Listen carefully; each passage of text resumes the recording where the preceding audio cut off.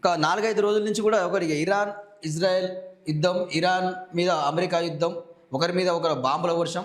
ఇదే ప్రధానమైన వార్తగా కనిపిస్తూ ఉంది. ఇరాన్ బదులా యుద్ధనౌక పేల్చివేతకు ప్రతీకారంగా భీకర దాడులు. గల్ఫ్ దేశాల్లోని అమెరికా బేస్లపై విరుచుకుపడ్డ ఇరాన్ అంటూ చూస్తున్నామండి. సో ఇక ఇరాన్ కూడా బదులు తీర్చుకుంటుంది. వాళ్ళు కూడా ఎక్కడైతే గల్ఫ్ దేశాల్లో అమెరికా స్థావరాలు ఎక్కడైతే ఉన్నాయో అక్కడ కూడా వాళ్ళు దాడులు చేస్తున్నట్టు మనం ప్రధానమైన వార్త చూస్తున్నాం. సో అజర్ బైజాన్లోని నక్సీఖాన్ ఎయిర్పోర్ట్పై ఇరాన్ డ్రోన్ దాడితో చెలరేగిన మంటలు. లెబనాన్లోని ఓ సోలార్ ఫార్మ్పై ఇజ్రాయెల్ దాడి చేయడంతో ఎగిసిపడుతున్న మంటలు.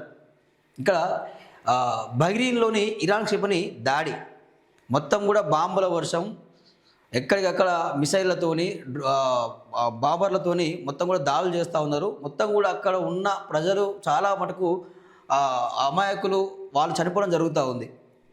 America doomsday missile test. భూమిపై ఎక్కడైనా దాడి చేయగల సామర్థ్యం, గంటకు 27,000 కిలోమీటర్ల వేగం, ఏకదాటిగా 13,000 కిలోమీటర్లు ప్రయాణించే కెపాసిటీ, ఒకేసారి 3 స్వతంత్ర అణువారీడ్లను తీసుకెళ్లగల భారీ క్షిపణి అంటూ చూస్తున్నామండి. సో ఇది ఇక అమెరికా డూమ్స్డే మిసైల్ టెస్ట్ చేసిందట. ఇక దానికి ఎంత అంటే గంటకు 27,000 కిలోమీటర్ల వేగంతో ప్రయాణిస్తుంది.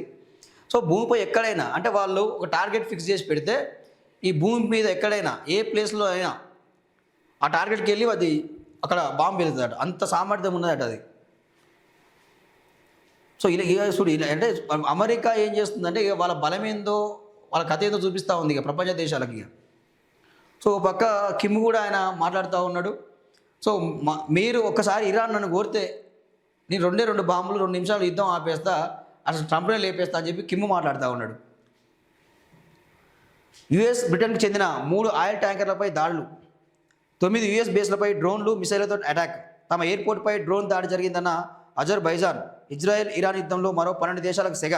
ఇరాన్లో 1,230 అంటే 1,230కి చేరిన మృతులు. హార్ముజ్లో యుఎస్, ఇజ్రాయెల్, EU దేశాల నౌకలకు మాత్రమే నో ఎంట్రీ అన్న ఇరాన్. అంటే ఇక్కడ విషయం ఏంటంటే ఎవరైతే అమెరికాకు సపోర్ట్ చేస్తారో అమెరికాకు సపోర్ట్ చేసే దేశాలకు మాత్రం నో ఎంట్రీ.